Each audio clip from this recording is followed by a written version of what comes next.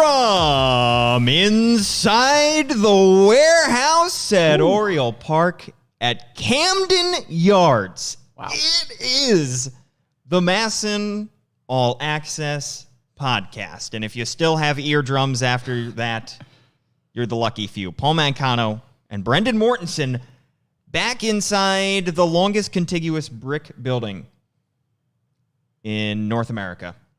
I think that the was B&O your warehouse. Longest intro. It was certainly my loudest. I really worry about Bobby Blanco, who's our great producer behind the ones and twos today, because I probably blew out his eardrums. I'm sure I blew out yours. Almost definitely, But that is the excitement level that we feel about being outside of our apartment doing Are you a sure podcast. that people won't miss the ambiance of the fridge in the background? I'm worried more about the fridge. Yeah. That fridge gained some notoriety. Is he going to be able to recover? Our apartment is like a Blue's Clues-esque apartment where everything has eyeballs and comes to life.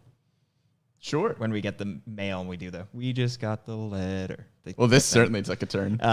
So I worry about them. I worry about the small assistant that we had running everything. Yeah. Probably some intern. He was just living in our apartment. He would just make us, lunch as well, in addition to running our podcast. He just stayed in the living room and just produced everything behind the scenes. That was his only job related to MASN, and then he would just do, other sundry tasks around our apartment, which was nice. It was a good setup, and I'm a little sad to leave it. Yeah. I mean, he'll still stay in our apartment, We just won't have anything for him, unfortunately, and for that he will be sad. But just kidding. We produced all the podcasts ourselves from the apartment, so we're glad to have Bobby back and in the warehouse helping us out as well. And we are excited to be back here looking over the field. Feels good, Brendan. It does. Fully vaxxed. It's nice to be back in the place where the team that we're talking about actually plays baseball. This is true. Yeah. They're not home. They're not playing baseball here right now. Right. They are on the road, of course. But thank you so much for tuning in. If you're not watching, you should be watching. We go live on Facebook, Twitter, and YouTube. And if you're not watching, then you are not getting a glimpse of this beautiful, lovely gas can. You can hear it. But the gas can that was brought to down to Bowie yesterday for the Bowie Bay Sox, if you were there, let us know, for Grayson Rodriguez's home debut as a member of the Bowie Bay Sox. Brendan, that was probably the largest crowd I've seen at a minor league game, and probably the most raucous crowd and excited crowd that I have seen at a minor league game, at least in several years. It was impressive. I mean, the hype was on Twitter, and I was a little skeptical over whether that hype would really translate into fans once we were there. But people showed out. I mean, that was awesome to see. Grayson Rodriguez was fantastic in his start last night, but what else is new? He goes 4 2/3, 4 hits, 2 earned runs, 6 strikeouts. And it almost seemed like he didn't really have his A stuff, which makes it all the more impressive that his maybe not best outing of the season is still 4 2/3, 6 Ks for a 21-year-old in Double-A. Yeah, he was. The 2 earned runs, obviously, over 4 2/3. Don't tell the full story, and his ERA just went up to what, a 1.82 in the Double-A level? Yes. Because he had 10 innings of 1 run to ball. A 1.82. Yeah. He was lighting up the radar gun. Obviously, it's a minor league park, so I don't know how much you trust the radar gun in a minor league park. Sometimes it can be a little inaccurate, but he was routinely hitting 99 and 100, according to the in-stadium radar gun. So he passed the eye test. He gave up some hard contact. You commented on it at the game yesterday, but just seeing after every single half inning, Adley Rutschman, the last out is recorded, he immediately runs up to, literally jogs up to Grayson Rodriguez to start talking about how that inning went. It's just the kind of leadership that you see. And we heard before the game from Buck Britton about just how good this kid is as a human being, too. The fact that you wouldn't know that he's a first-round pick, that he's one of the top prospects in all of baseball. He's very down-to-earth. That's the sense that we've gotten from afar in the couple times that we've met him when he's come up to Camden Yards. But it's great to hear that reinforced. Yeah, and it's not like it's just a Grayson Rodriguez thing either. I mean, he does it with the entire pitching staff after every single half inning. Goes up and has a conversation with the pitchers, talks with them about what worked, what didn't work, where they want to go for the next half inning. It's really impressive to have a catcher with that much leadership. And with all of these Orioles pitchers that are developing in the minor league system, having somebody as their battery mate that is as good as Adley Rutschman is going to help their development tenfold. Yeah, and these are the fun moments of the rebuild. I know that there's obviously some moments at the big league level that are less than fun. The losing is not quite as fun, but you get to see, it was great to see a lot of faces that some people I had only met on Twitter or had seen tweet, to see them there and to see people get so excited about a Double-A start. I mean, it was a packed house. It was raucous. People were banging on the gas cans. People were getting creative with the way that they were decorating it. It was exciting to see. And that's a reminder of what we all missed from minor league baseball not being around in the 2020 season. And just great to see that people are willing and eager to show back up to these games and get excited and pumped about minor league baseball. It shows the power of minor league baseball at a local sense, I think. Shows the power of minor league baseball, and it also shows the faith that people have in the rebuild. Yeah, and how the rebuild is going up to this point, because you're going to Bowie to see, according to Baseball America, the best pitching prospect in all of baseball throw to the best catching prospect in all of baseball. With a couple other top 10 prospects around the diamond with Terran Vavra and the like, and saw DL Hall as well, taking pictures with some fans before the game. And Rodriguez wasn't perfect. I mean, 3 of the 4 hits that he allowed were extra base hits. He made a few mistakes, but obviously those are things that he is going to grow out of, as he is still 21 years old, pitching at the Double-A level at this point. He didn't get away with some of the mistakes that he probably got away with at the Single-A level, but some of his strikeouts were so impressive. Yeah. I mean, he is just painting the corners with 99 and 100, where I don't think major league hitters would have touched what he was throwing last night on some of his strikeouts. Yeah, so 21 years old. I mean, that's the other exciting thing about, obviously, DL Hall was drafted a year before Grayson Rodriguez, but they both came out of high school, so they were both on the younger side. And Adley, obviously, is a college player, and you have Heston Kjerstad, who's their next first-round pick, who's a college player, but you still have some guys, holdovers from the Dan Duquette era, who are still on the younger side, that still have a very, very high ceiling. So excited to see. Very good stuff. Yeah. All right. Shall we get into the title of this podcast? Let's do it. And let's talk about the rebuild. Mercury is in retrograde, Brendan. I can't even say that accurately because it shows I don't know anything about astrology, but that's what I hear. Okay. And what I've heard about this is that this is a time for you to step back and evaluate things. Okay. Not make any harsh, rash decisions, but just evaluate where things are. And I think that fits with where we are in the season currently. We're in the third week now, I guess, of June. Yep. We're still, a month and a half away from the trade deadline. Mm-hmm. We're still less than a month away from the MLB draft. So let's take a look back and let's evaluate what the Orioles have done so far, and also where Mike Elias has taken this team in the 2.5 years that he has been at the helm. He was hired in November of 2018, and as the major league team struggles, the minor leagues have been excellent. You have this stark contrast between the minor league teams and the major league teams' win-loss record. So I think it's fair to wonder just where they are in the process and the kind of job that Mike Elias has done so far. Yeah, it's a little bit of an awkward point in the season. Like you said, we're pretty far away from the All-Star game. We're far away from the MLB draft. So it's a nice time to look back at the last 2.5 years, figure out where we are up to this point, look at some of the strengths of the Elias rebuild, some of the weaknesses, and room for improvement going forward. Yeah. We're going to do a SWOT analysis. Do you remember that from college, Brendan? Vaguely. Yeah. It was buried deep in my brain. Now that you say it out loud, I feel like it rings a bell, but yeah. I don't know exactly, but I remember that it is SWOT, strength, weakness, opportunity, threats. It's time to evaluate the Orioles and their SWOTs. All right, let's start with the strengths, shall we? Let's talk about, in the 2.5 years since Mike Elias took over, the areas of strength. And I think you can break this down into 3 categories: the draft, international free agency, and trades. And I think if you look at all 3 of those phases, there is enough there. He hasn't been 100%, in terms of success rate with all 3 of those areas, but I think Mike Elias in this front office, I think honestly, truly, if you look at this from an objective standpoint, has hit on all 3. Yeah. I'm going to start with the trades. Yeah. Start with the Dylan Bundy trade. I know Dylan Bundy was good last year. Dylan Bundy has really fallen off this season. He has not pitched well for the Angels. That trade, I think, looks great so far. You've got guys like Kyle Bradish that are really succeeding at the minor league level. He looks like he could be a really good starting pitcher and maybe someone that the Orioles weren't anticipating being a part of that rotation conversation, but he has certainly worked his way into that conversation, I think. The Tommy Milone trade, that trade looks great considering he was with the Braves organization for 30 days? Yeah, I think that's before he was waived. That is definitely the headliner for Mike Elias's trades over the past couple of years. That is the gem. Yeah, the Jose Iglesias trade, I think, looks great. Jose Iglesias has not been good for the Angels this year. How's he doing?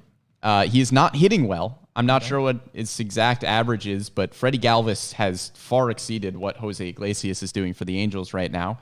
And, of course, the Orioles get good prospects in return there with Jahmai Jones. Iglesias, is hitting .275 with 5 homers, so he's been okay. He's been okay. But considering you were able to deal him and sign a replacement in Freddie Galvis who has been just as good, if not a tick better, I think that's a win. Yes. The Michael Givens trade looks good.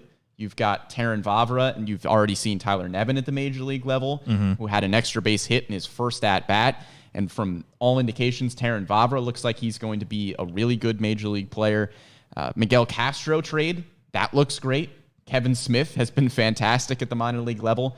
I think most of the trades have really been a hit so far. Yeah, I think you can legitimately point to a couple that have not. Yeah. I think the biggest one so far, actually maybe the only one that has come back to bite them, would be the Mike Yastrzemski trade, which was executed very early in Mike Elias's tenure. And of course, at that point, that hindsight is 2020, and you look back and you say that's, it happened in March 2019. Mike Elias had not had great eyes on Mike Yastrzemski. He was a career minor leaguer, turns into a pretty good player for the San Francisco Giants. But how many teams were predicting him to be that good? And all they got in return was Tyler Herb, who is now no longer in the organization. So that was a miss, I think it's fair to say. Yeah, in retrospect, that trade obviously doesn't look good, but he was hitting .265 in AAA at age 27. Right. So was that dude really going to project to be a starting major league outfielder like he is right now for the San Francisco Giants? I don't know. I mean, maybe that's a miss with scouting and stuff like that, but he didn't look like he was really going to be anything special. It is part of the job, however, to evaluate talent. Right. And I think if we give Mike Elias credit for the trades that he has made that have worked out so far, then I think it's fair to bring up the other side. Absolutely. In terms of the trades, though, I think the talent, I think you can just look at it in terms of, for right now, the quality of prospect, because we really have not seen any of these guys at the major league level. I mean, he has gotten pretty much to a man all prospects back and some recent international signings. He has very rarely got back major league talent when it comes to a trade. The only ones I can think of off the top of my head, Adam Plutko, and he only traded money, cash considerations for Plutko. So it's been very rare that the return for a Mike Elias trade has been a major league player. They've all been minor leaguers. So we can't really truly evaluate these trades until these guys have made their debuts, but we can look at it from a value standpoint at this point. And I think that value-wise, he has won these trades. Miguel Castro, in theory, is worth a lot less than the Orioles' number 10 prospect, right? In Kevin Smith or 15 prospect. Dylan Bundy, with the kind of year that he has put up, you mentioned. And by the way, just a side note, Mike Elias did not trade Kevin Gausman. So let's get that out of the way. Yes. That was a Dan Duquette trade that was not executed by Mike Elias. You can't stick that on Elias. You can talk about the Dylan Bundy trade, in which the Orioles got 4 prospects back, and Dylan Bundy has an ERA close to 7 and is 1-7 with the LA Angels. Yep. Not very good. So you can say that guy is not worth 4 prospects. So Mike Elias got a great return on investment for Dylan Bundy. So I think while the players have not made their major league debuts, and we can't determine, how good of a player Kevin Smith is, what's his WAR, you can't look at that yet, but you can say the value was good. He got a good level prospect, and so far they look like they've performed in the minor leagues. Yes, when I'm saying that the trades look great, I'm saying the prospects that they got in return, if you project them to the major league level and hope that they continue to grow throughout the minor leagues, like Terrin Vavra looks like he has the chance to be a very good major league player. We obviously don't know if he is going to turn into a good major league player, but as it stands right now, that trade seems like it worked out for the Orioles with the quality of prospect that they got in return. Exactly. Next up, let's talk about the draft and how he's done there.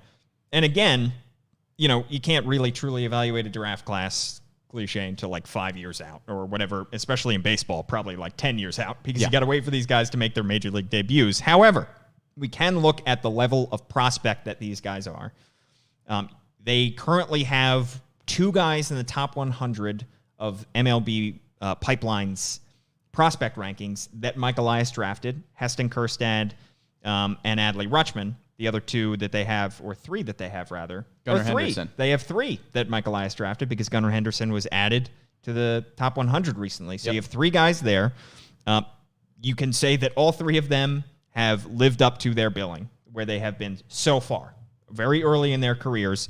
But you look at Adley, does not look like a miss. Gunnar Henderson does not look like a miss. Jordan Westberg, who is flying up through the system, does not look like a miss. And then even later round picks like a Joey Ortiz, Kyle Stowers, they've been good enough to say these are probably good value for where they were drafted. And Hudson Haskin, another guy from 2020. I think that overall, Mike Elias so far has done a pretty good job with the 2 drafts he's gotten. Yeah, and really the only question mark of the last 2 Mike Elias drafts has been Heston Kjerstad. Yeah. And that question mark isn't coming because we don't think that Heston Kjerstad is going to be a good player. That question mark is only there because of the health concerns. Right. So if Heston Kjerstad is healthy and able to play in this minor league season, we probably aren't looking at that as a question mark. And the problem is those health concerns didn't come until after the draft. Right. It's not like he drafted him. That's something that could get lost over time, like the fact that Elias did not trade Kevin Gausman. You forget a lot of these things as they go over time. But it's not like he had these health issues when he was drafted. Mike Elias knew the risk. It happened afterwards. There was nothing. Nobody expected it. And it has been very unfortunate for a guy who is immensely talented. And I think he still holds the keys to that draft class in a way. Yeah. You know, the success of Heston Kjerstad is hugely important to the success of that draft class overall, especially considering they only got 6 guys from that shortened 2020 draft class. And even if Jordan Westberg and Hudson Haskin hit and they're good pros, you had the number 2 overall pick in Heston Kjerstad, so that is the most important pick in that draft. Yes, and it's also important to keep in mind with that Heston Kjerstad pick that even though he was maybe the 6th or 7th best prospect going into the draft, because you underslotted at that number 2 overall pick, you were able to get a lot better depth going throughout the draft. Like a guy like Kobe Mayo that they got in, the 5th round? He looks like a really exciting prospect at third base. He hits for a ton of power, and you don't get somebody like Kobe Mayo unless you go a little bit underslot with Heston Kjerstad at number 2. Right. So it's really going to take a few years, I think, to truly evaluate how good that Heston Kjerstad pick was, because even if he doesn't play up to the level of, say, Austin Martin, who many projected to be that number 2 overall pick, if somebody like Kobe Mayo that you couldn't have gotten otherwise is performing throughout the minors and maybe turns into a good major league player, then you kind of have to add that value a little bit to Heston Kjerstad and say that that was an even better pick because of the depth you were able to get later on. Right. It's like saying, would you rather have Austin Martin and whomever the Blue Jays drafted with their 5th round pick? Or, you know, you have to take these draft classes as a whole. Exactly. All right. Finally, international free agency. I mean, personally, I didn't think that the Orioles were going to be this successful in international free agency this early in Mike Elias's tenure. I think it's a credit to Kobe Perez, the job that he has done since he was added. This is what we heard when he was hired, but the fact that Kobe Perez already has a foothold in that market, already is well-versed in the international market with other teams, with Cleveland and with Philadelphia, really, he's just bringing that experience, all that contact, all the young players that he has already gotten to know. He's just bringing that to the Orioles. So, I mean, they didn't start up and all of a sudden they had the best international class, but they had a fine one. For the past 2 years, they've put themselves at least in the middle of the pack with Michael Hernandez, a top signing. Samuel Basayo were the top 2 signings from the recent class. So I think that they are already a little bit further than I thought they would be at this point. Well, and Paul, we're talking about the international market. I mean, the fact that we didn't talk about it at all before Mike Elias was here says enough. They've got 2 top 30 prospects from that international signing period, and that's more than they had in recent memory at all. Yeah. I mean, the Orioles are actually active in international signing, and even the fact that that is the case is an improvement. Yeah. And they already have the plans ready for a new facility down there as well, which will be exciting. All right. We've covered the strengths. Shall we get into the weaknesses? Let's do it. I think that the only area of criticism, not the only one, but the one that has the most valid point for the Mike Elias tenure so far has just been the product on the major league field and the work that Mike Elias has done to improve that. Now, you can talk about how important it is that you have a above average major league team while you're undergoing this vast rebuild in the minor leagues. How important it is to spend money in a free agency where you know that your ultimate plans are not to win a World Series in the short term, but in the long term. You can debate that. However, I think it's fair to look at the product on the major league field and just wonder if enough has been, Mike Elias has sufficiently addressed the areas of need on the diamond. There's a very, very thin line between signing veteran free agents that are going to help your team in the short term and not signing too many veteran free agents that are going to fill the spots for guys that might come up and succeed at the major league level. You don't want to stop any of your minor leaguers from actually being able to come up to the majors and show what they have. Like, take second base, for example. I'm sure going into this season, Mike Elias is thinking, okay, we've got 2 prospects in Jahmai Jones and Rylan Bannon that could realistically come up and play second base maybe by July or August. So you don't want to sign a big-name second baseman in free agency to stop them from doing that.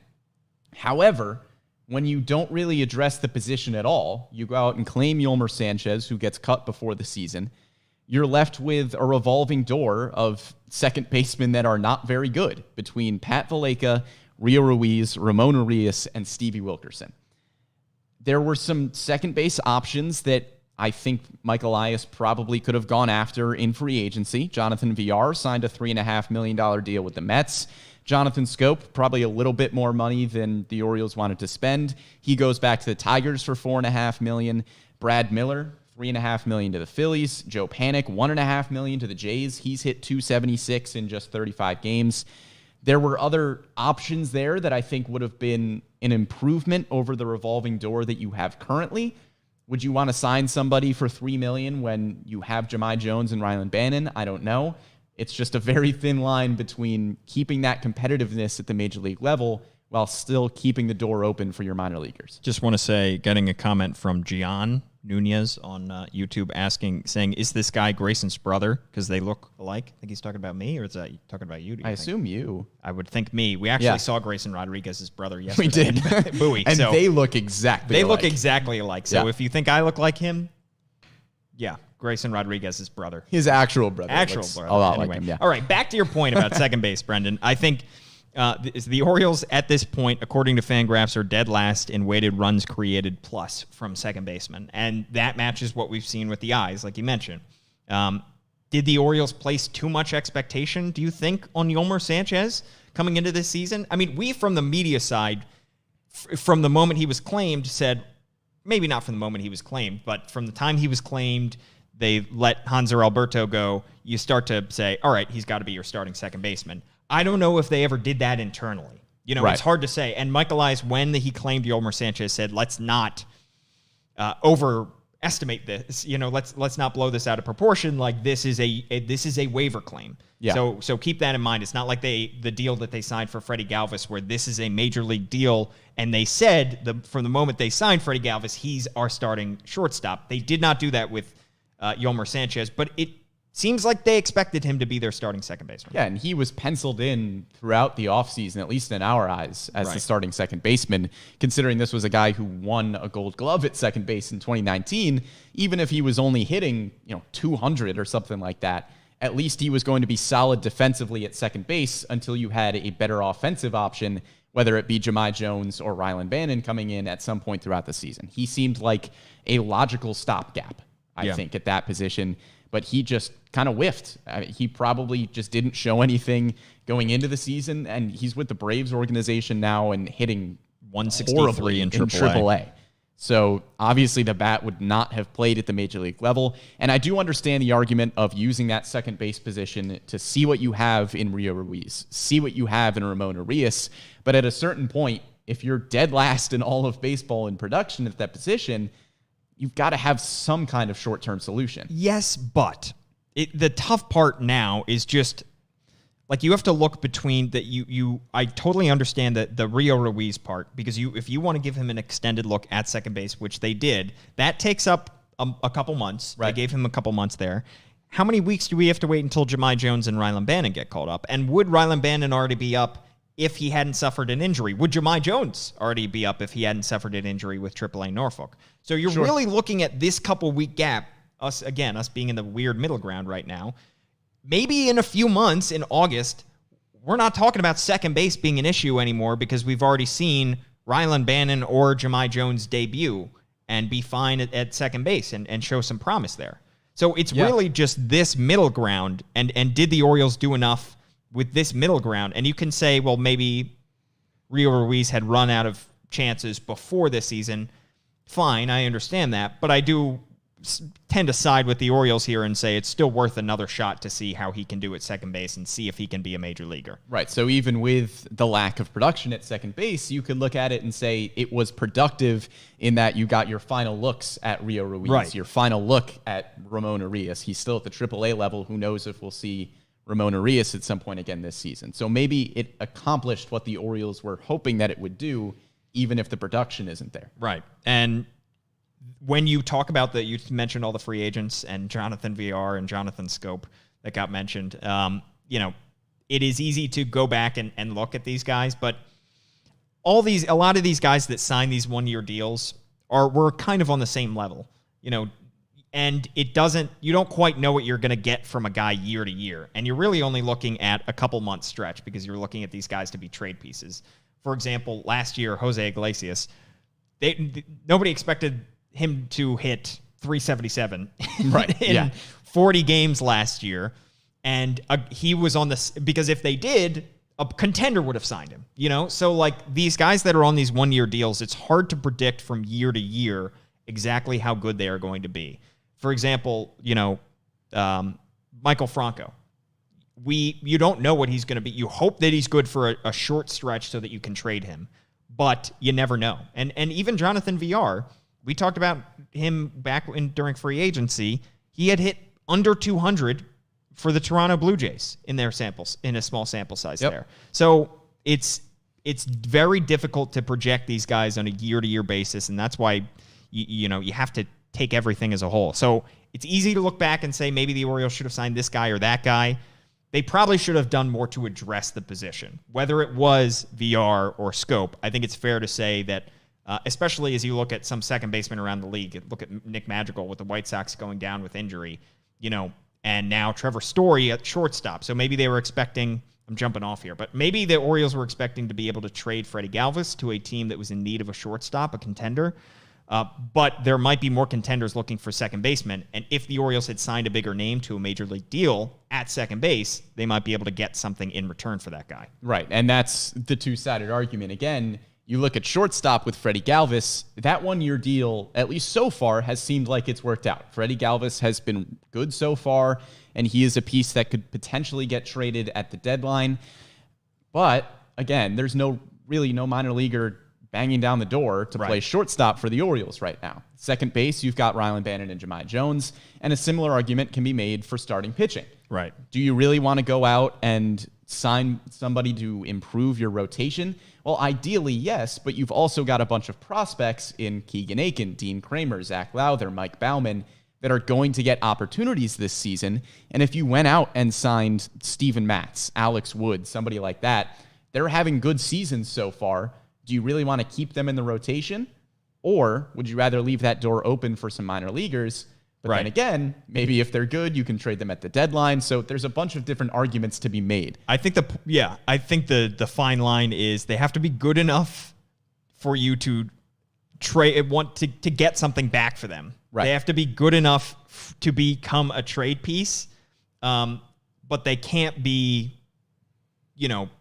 they also can't be bad. Like if they're bad, then you're looking at DFAing a guy. It's a tough middle ground. You don't want them to be like pretty good to the point where you have to keep them in the lineup and you're blocking somebody, but they're not good enough to be a trade piece. Right. And that's the argument to be made when you look at pieces in the rotation right now, like Matt Harvey and Jorge Lopez. Matt Harvey has got an ERA close to 8. Jorge Lopez has an ERA of 5.5. Ideally, would you have liked to maybe sign an Alex Wood, who was signed for $3 million to the San Francisco Giants and has an ERA of 3.71? Ideally, absolutely. But there's also a chance that you sign somebody for $3 million.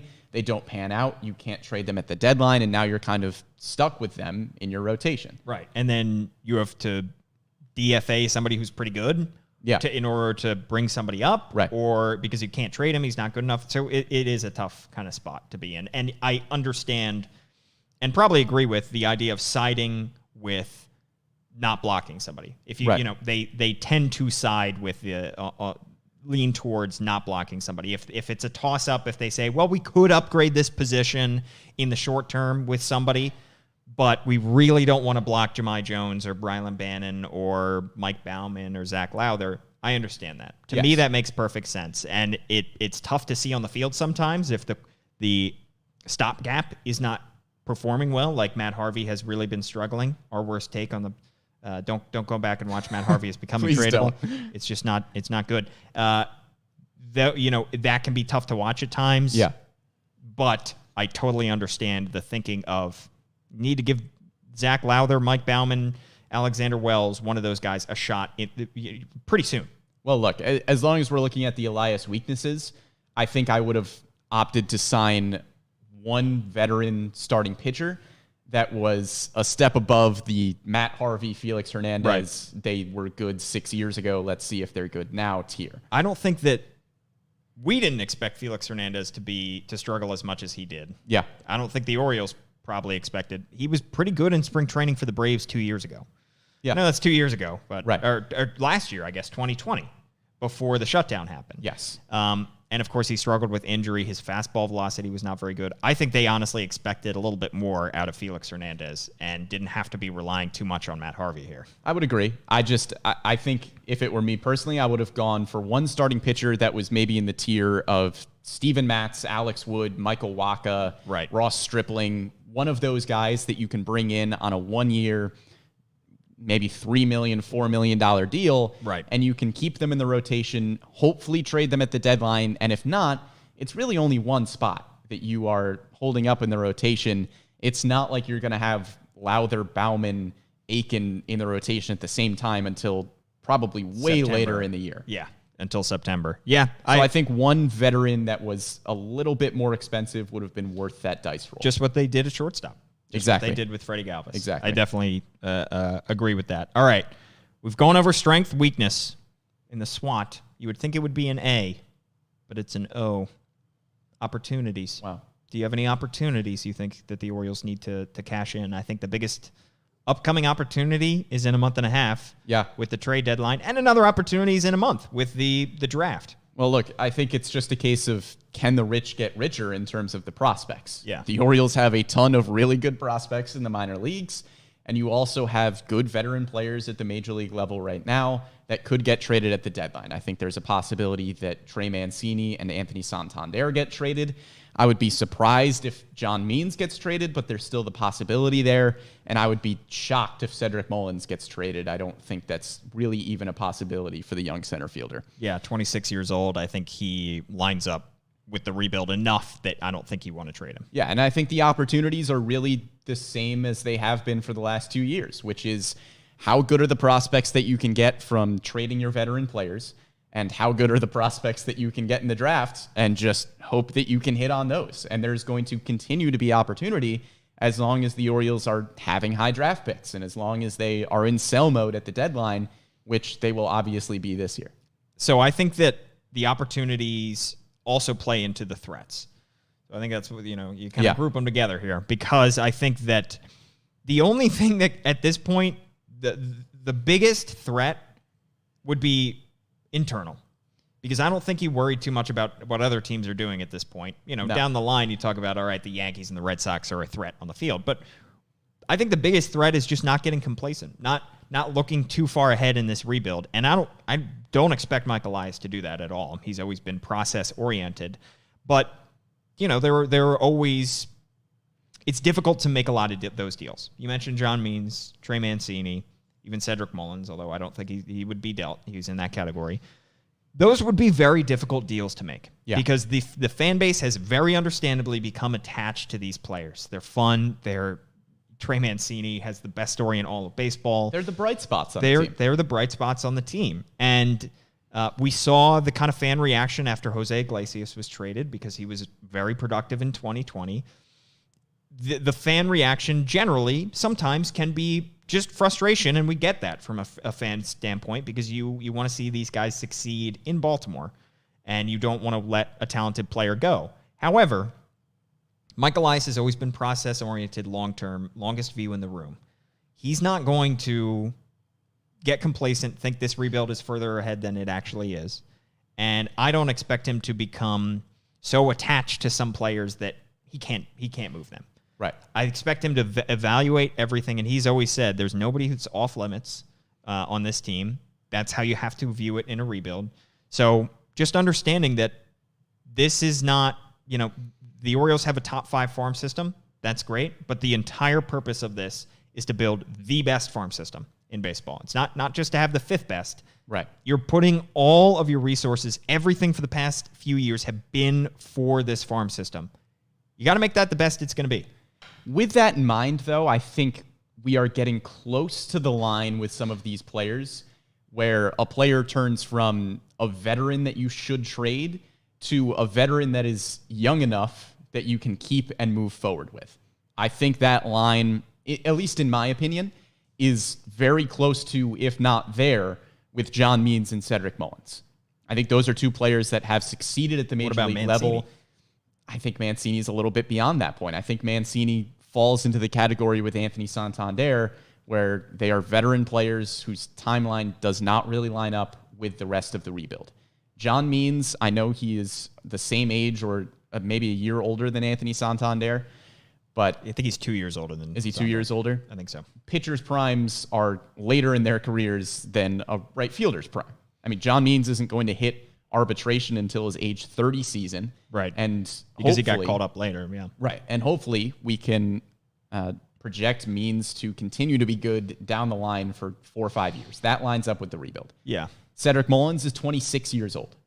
I think he has a chance to stick with the team in center field for a few years down the line.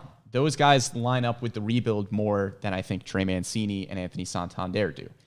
Yeah. So while you need to trade those veteran players, I think we are getting closer and closer to the line where, yes, they're productive, but they're here to stay for a bit. I think this is a little preview of the conversations that we're going to be having on the podcast over the coming weeks. Yeah. As we get closer and closer to the trade deadline, because there are going to be some tough decisions for Mike Elias to make, and we're going to see how he makes these decisions, because I think a lot of the trades that we talked about and we gave him credit for, a lot of them were no-brainers, so to speak.